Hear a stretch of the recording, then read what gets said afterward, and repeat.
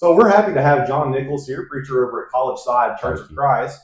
Most of our, well, a lot of our viewers know who you are probably. Collegeside is continuing to grow and grow. And you've been there for how many years now? I've been at Collegeside for 6 years. Okay, it seems like longer. It's because how much work has been done, I think. But then again, a lot of folks don't know you. Why don't you give a little bit of a background? It's we've interviewed so many different types of leaders, kind of like the founder story. In this instance, what led you? When did you know you wanted to have a career as a preacher? That is a very bold undertaking, really. Well, particularly in the world that we live in now. Yeah. So I've known all my life. You could ask pastors and preachers of all sorts, and you'll hear a lot of different answers. But I knew early on that it's what I wanted to do, and just felt a really strong sense from the Lord that's what He wanted me to do. Yeah, as a teenager. As a teenager, yeah, and even my grandparents tell me even younger. I talked about that. So I spent a lot of time studying and just finished a doctoral program at Tribeca in Nashville in leadership, actually.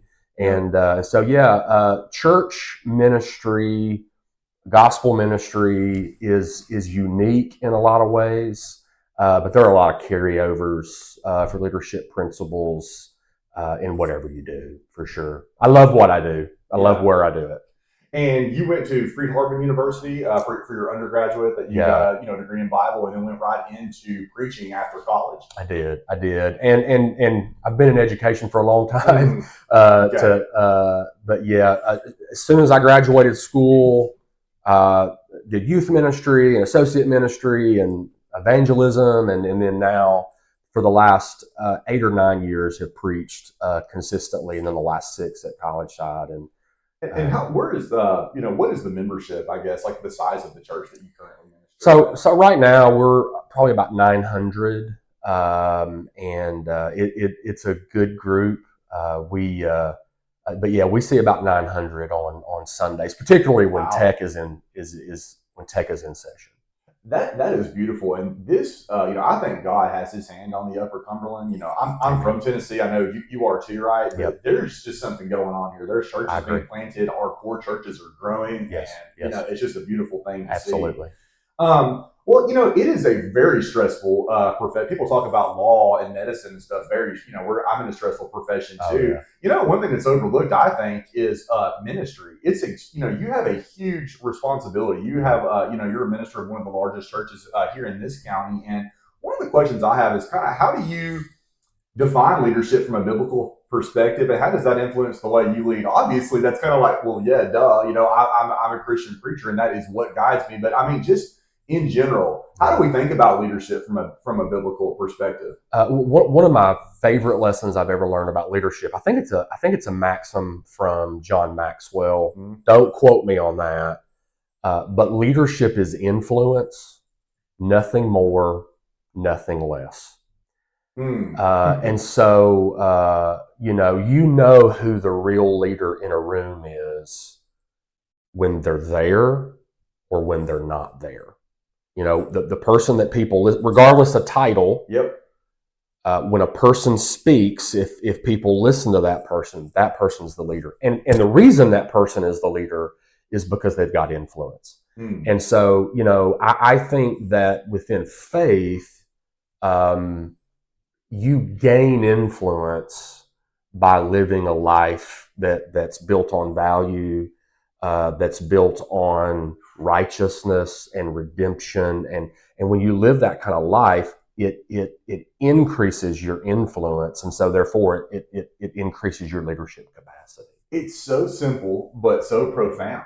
I mean, there is one truth, right? We've got God's word and we've got man's word, and when leaders are following God's word, that expands our influence. Whether that's in a small business, in a church, as a teacher, as a political leader, we need more Christians in office, because ultimately it impacts your skill set, your competence, and everything else that you do. Well, and the one thing that I would add specifically that I think Christians believe, the one, oft overlooked reality is that as your influence grows and as you step into new areas, whether it's opening a small business or if it's leading a church or if it's representing people, if it's in Yeah. the legal, whatever it Yeah. is, God will equip you for the areas he calls you to have influence.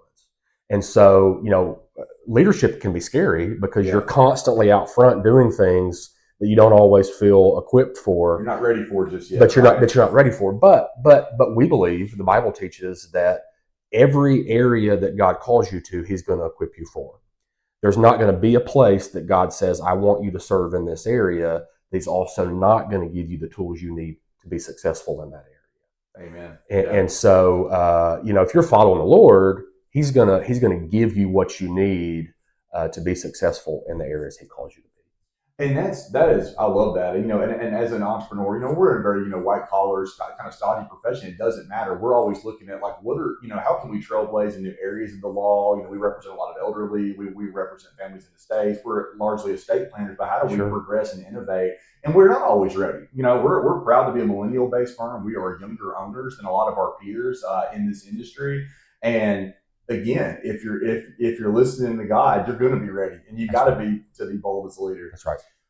This is something that. Thanks again for coming in. How do you balance the responsibilities of leading a congregation? Of course, you've got eldership and boards that are also leaders, but as the preacher, as the minister, how do you balance that spotlight and the leadership of the congregation while also maintaining your personal faith, which is all there's a big personal aspect of our Christian faith and prayer and all that. Sure. I'm just curious. Yeah, it's a great question, and I think specifically in a position like I'm in, with the opportunities that I have, I tell our elders all the time.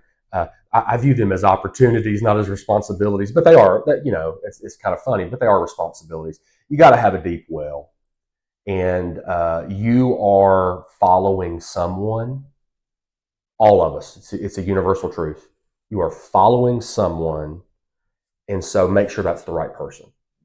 And of course, I mean that to be Jesus Christ, Right, but I also mean the people who pour into your well, the people that God has allowed you to be surrounded by, they matter.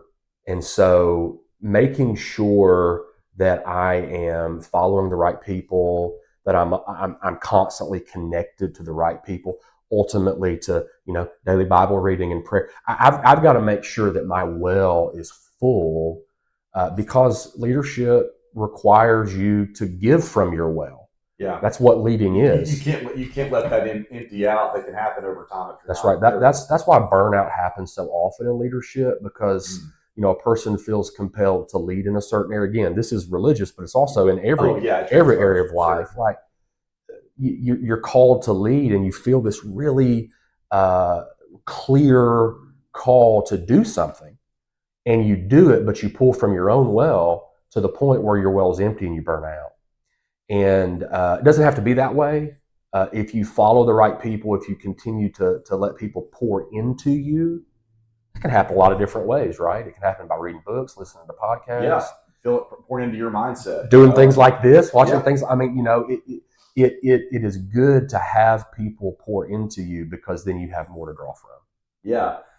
You always hear that, you are who you're around, and there's so much truth to that. And there's this like big movement, it's been around for a while, cultural Christianity, where, we're still in the South, where most people still adhere largely to Judeo-Christian values. Sure. And we can still say that. Sure. But as we continue to make things more about the person, and we see, again, we're seeing hopefully our churches grow, but a lot of churches are still not growing, right? And people are kind of pulling back to themselves. You need that community. Every church has different versions of a life group, Bible class, study groups, all these, things, especially really important as a church grows, that you're there to be around to make sure that our wells stay filled. Yes, that's right. As individual members. That's right. Talking a little, shifting over to kind of some societal issues, how do you feel that, Christianity, Protestant evangelical Christianity has changed over the years, and what do you see its role, its biggest opportunity in today's world? What are the biggest challenges, and how has it kind of evolved, and where are we going next? I think its challenges they take on different shapes throughout time, but they're all they're all similar, really, for the last 2,000 years, and that is how do we find the balance between doing things that make sense to a culture that doesn't believe, Yeah. but not going so far that you allow culture to dominate what faith looks like? Mm. So you used the word a minute ago, innovate. You've got to Yeah. innovate in your business. Yep. Churches have to innovate. Yeah. Now we need to make sure that the Lord is leading us toward that innovation. And so, I think the greatest opportunities we have are to define Christianity in such a way where a changing landscape in America and around the world understands what we're talking about. We can't speak in such a language where no one understands what we're saying. No one comprehends the traditions that we have or uphold. We've got to adapt in such a way that allows people to see what we're doing and understand what we're doing, but not so much so that we leave the Lord behind. And so, I think that goes back to what we were talking about before. Having a deep well, I think a leadership team has to have a deep well together to be able to make those distinctions, to be able to learn from those things. I mean, there were times in the Christian tradition where everybody spoke Latin, but nobody spoke Latin, right? I mean, they spoke Latin in church. But we spoke Latin in church, but nobody spoke Latin in their homes, and so you would go to church and it wouldn't make sense. There were times where you didn't have Bible study groups or life groups, and you didn't have live stream opportunities. And so we've just got to make sure the vocabulary we use, the songs we sing, the way we worship, translates to the greater world around us. That's a great way. We don't become insulated. That's right. That's exactly right. And inherently, because we do see so much bad. Yeah. One of the responses of Christians for 2,000 years has been to insulate themselves. Yeah. And I understand that, but we can't go there. No. We are meant to be lights in the world, but not of the world. And so to be able to find that balance is a great opportunity. Yeah. Great opportunity. And when you can't let apathy set in. And we have a huge. We're in this generational turning right now. There's been lots written about that. We're an aging society, and as Gen X and millennials are going to have a chance to step up into leadership. There is a unique, opportune time now to have a groundswell of support. Most young people don't know, but they're looking for the truth, and there is only one truth. That's right. It is confusing out there. Secularism makes no sense, and so really after World War II. If you really think about it, and people look at their history, we've just been on a road to just different flavors of liberalism. Like that's what social conservatism isn't really a thing. When you look at the conservative political movement today, the church is not playing a role anymore. There's just this worship of the free market and Ayn Rand and libertarianism. But people want to seek the truth. They want to feel good about themselves and have families. And I think that as Gen Z is getting on their own and going into adulthood, we've got to get out there, and our communities y'all have done an excellent job growing your church, and I think I'm curious to your take on this, John. My own personal faith, I fell away pretty deeply in college, like many people do. I went to a public university. I was in a fraternity. I was in ROTC. I wasn't a bad kid, but and I grew up with a lot of sound doctrine, biblical doctrine, but I didn't have all the answers I needed. I think one of the things that our young leaders need today is just basic apologetics. We don't have to get into, some of these guys that are very, very in depth with that. Sure. But our young people need answers. They need to be able to equip themselves and to combat what is not the truth. That's right. What is your thoughts on that? And how are you equipping young college students today to shine their lights to grow our numbers? Well, it's a great question, and I think in the rising secularism that we see in America. Certainly around the world, it's one of the most important questions that can be asked. And so I think generally, if you've ever been around church or if you've had discussions in the past with people of faith, when you hear the term apologetics, you think about like dinosaurs and some of that kind of stuff. That's true. But that's not what it is. And so that's what makes your question so good and so important. Why do we see suffering in the world? Why do we see evil in the world? Why do we see evil in the world? Because we do. It's a great question. And there are people who don't have faith that are asking that question earnestly. Yes. And so I think the Bible is full of answers. Yep. I think the Christian faith is full of answers, but we've got to be willing to engage people. We've got to be willing to meet people where they're at. For a long time, a church's evangelism ministry was simply unlocking their door. That's not an evangelistic strategy that works. No. You can't just unlock your door. You got to go where people are. You got to meet people in the public square, which means you got to be willing to engage with people. You got to be willing to listen to people, even the people that you would most ardently disagree with. Yep. You've got to listen to them, and you've got to help them see what you said in your question. The way you formed it was brilliant. Because there is one truth. That's the benefit that we have. We know that. There's one truth. And so if we can engage with people, we have the resources that we need to be able to discuss with people. So for us, how we do this, we do it through two primary ways. One is a very traditional way at the Collegeside Church, and that is through campus ministry. We have a very large presence on the campus at Tennessee Tech. We have over 100 kids that join with us every week. And we view that two ways. We want to pour into them, first of all, apologetically, to be able to help them ask and answer the questions that they need to ask and answer. But also we want to make them apologists. And so, that campus ministry grows. So it grows, but also when they return home, we've got people all over the world who came through our ministry who have been formed and shaped with a biblical worldview, with a high view of absolute truth, and an ability to speak into those areas that we'll never have the opportunity to because we don't live where they live. Of course. The other thing that we do, and we actually just started this, is we are providing an introduction to apologetics course on our campus on Monday nights at 7:30. And we have a member at our church that just got his master's degree in apologetics. And weekly, we are reading about ancient apologetics, contemporary apologetics, and we're helping train our people. We got like 50 people that take that class every Monday night at the Collegeside Church. We think it's that important to provide an apologetics course. I can't agree more, and that's just my personal opinion. My family's, we're members over at the River. It's a great church. Absolutely. Just all the things you're talking about, being able to speak clearly, grow, evangelize. Yes. I think part of this is hard. I personally think putting those resources into equipping someone who's been trained in it, and to get out there and really do that is so important, and maybe, at Martin, there just wasn't a ministry at that time. Maybe my mindset wasn't to engage in that. They didn't engage me. And so I was in different communities, and had I had that, I think it might've been a different story. Luckily, I think so. I found my way back, but, getting that, and again, just the Socratic, not in a violent or aggressive way. That's with anything. If there's someone you're trying to change their mindset, there's been lots of data on this.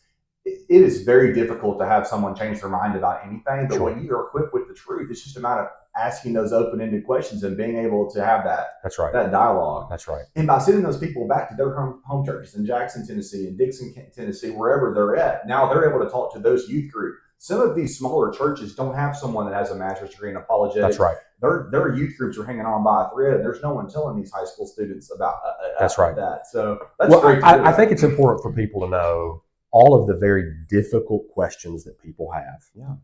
There are answers to. There are. One of the biggest ones, I think, is Ken Ham, the answers in Genesis chapters 1 through 9.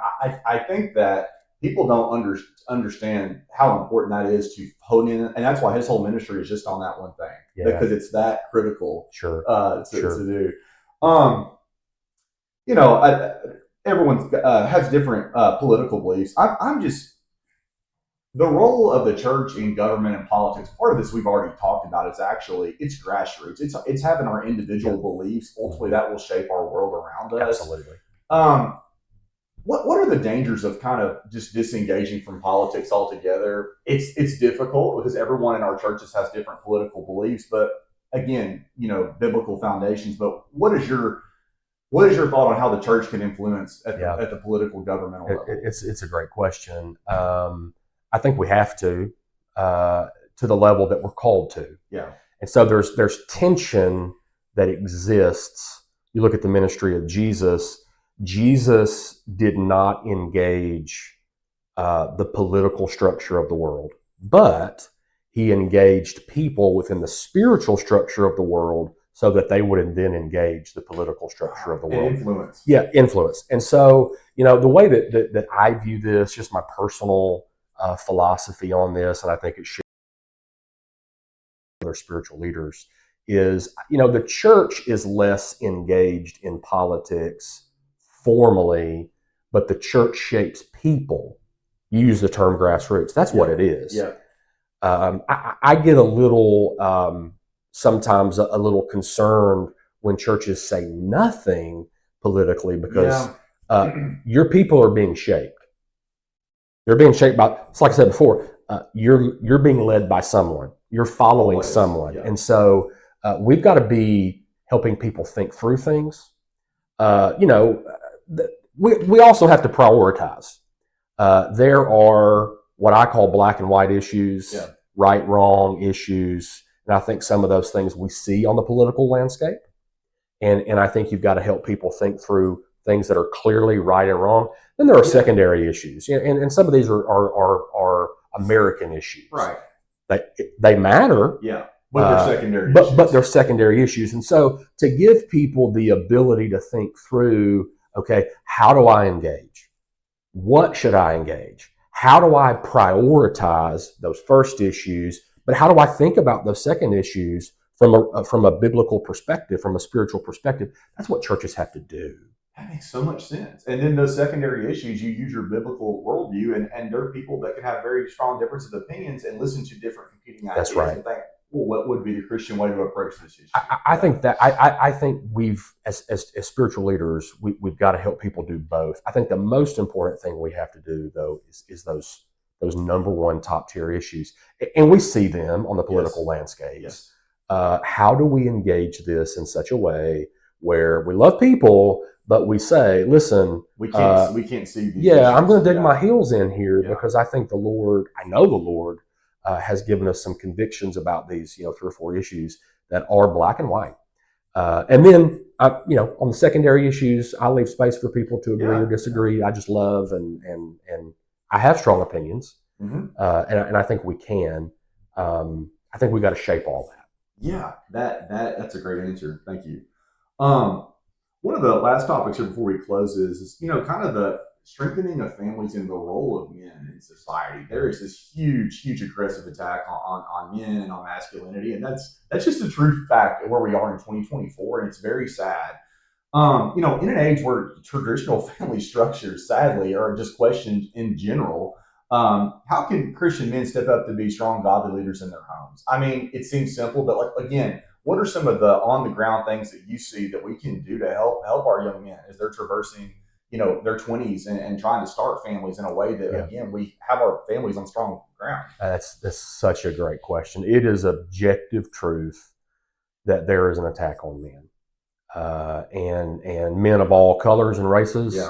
And so it is one of the most important things we can do. So much of what we've talked about has been of utmost importance.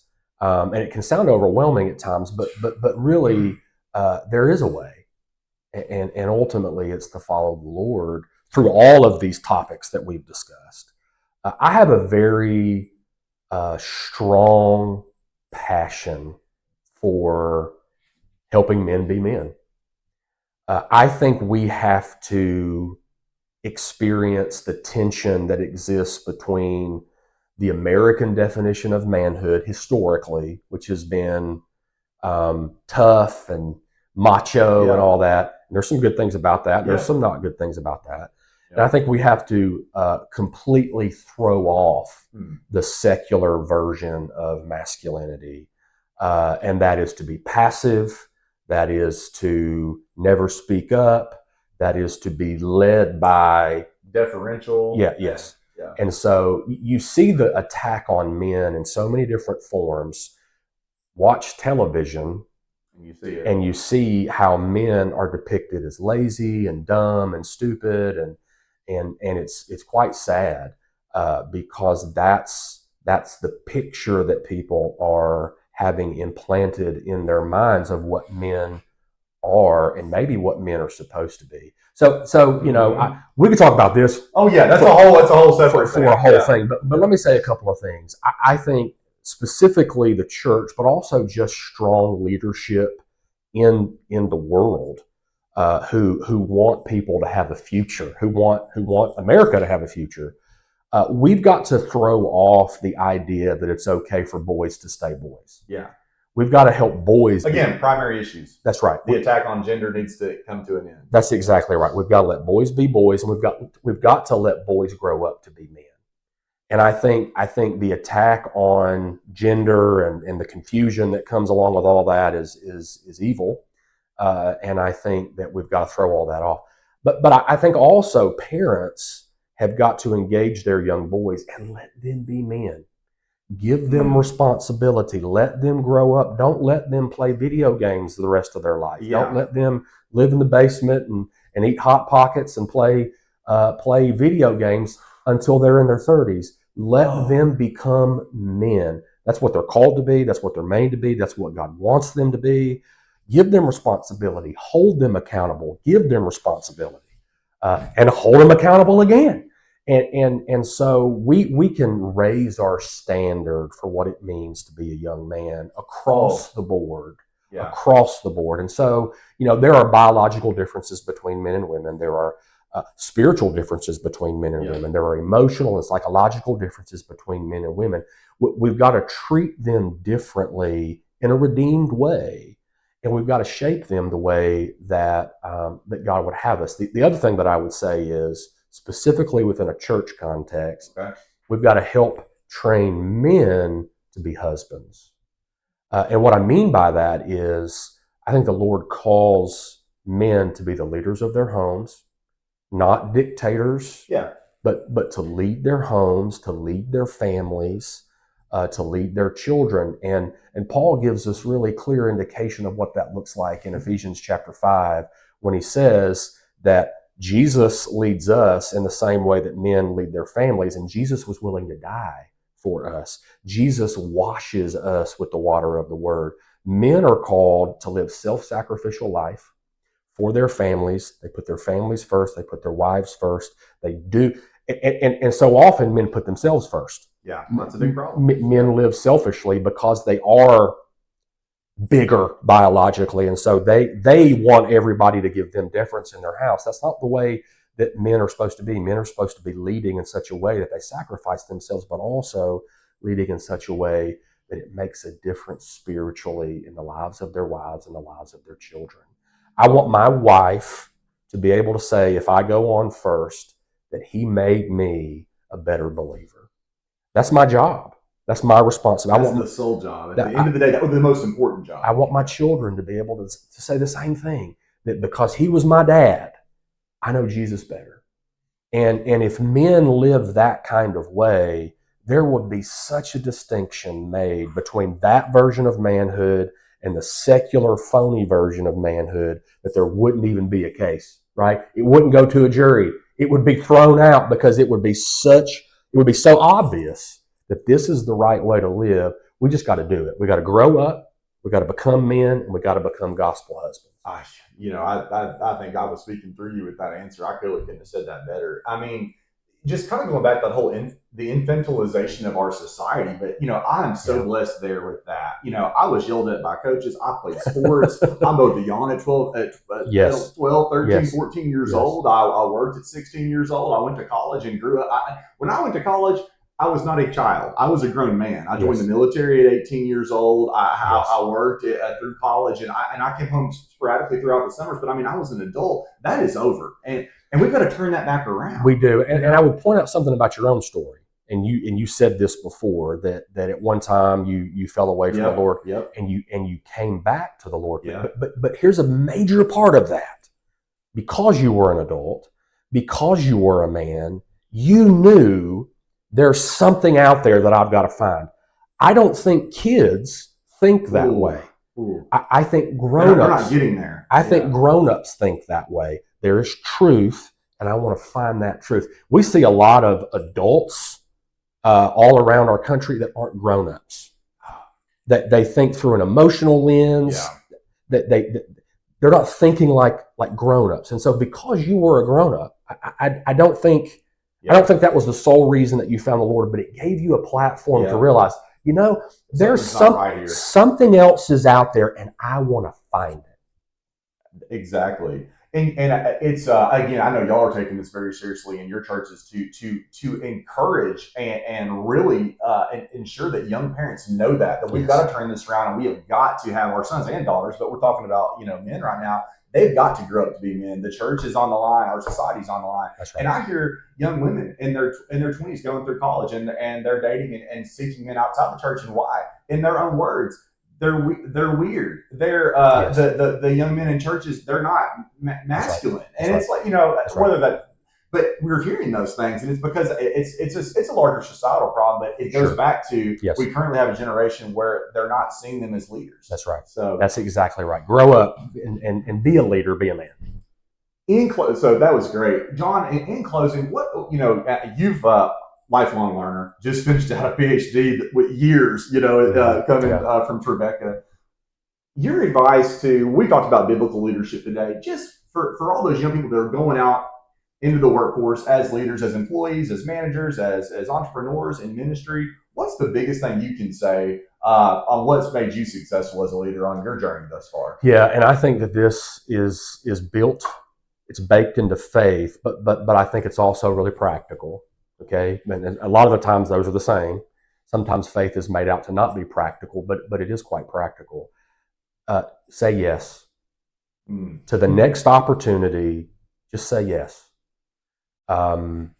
If you keep saying yes to the opportunities that you have, I'm not saying say yes to everything that comes your way, but within your area of expertise, within your work field, within your company, when your boss comes to you, when there's an opportunity that that's in front of you that's right, say yes. Keep saying yes. When you say yes, the Lord will continue to grow your expertise. The Lord will continue to grow your experience.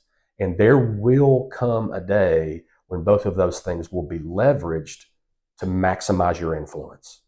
And that's how things change. Just keep saying yes. Say yes. I love that. John Nichols, thank you so much for being here today.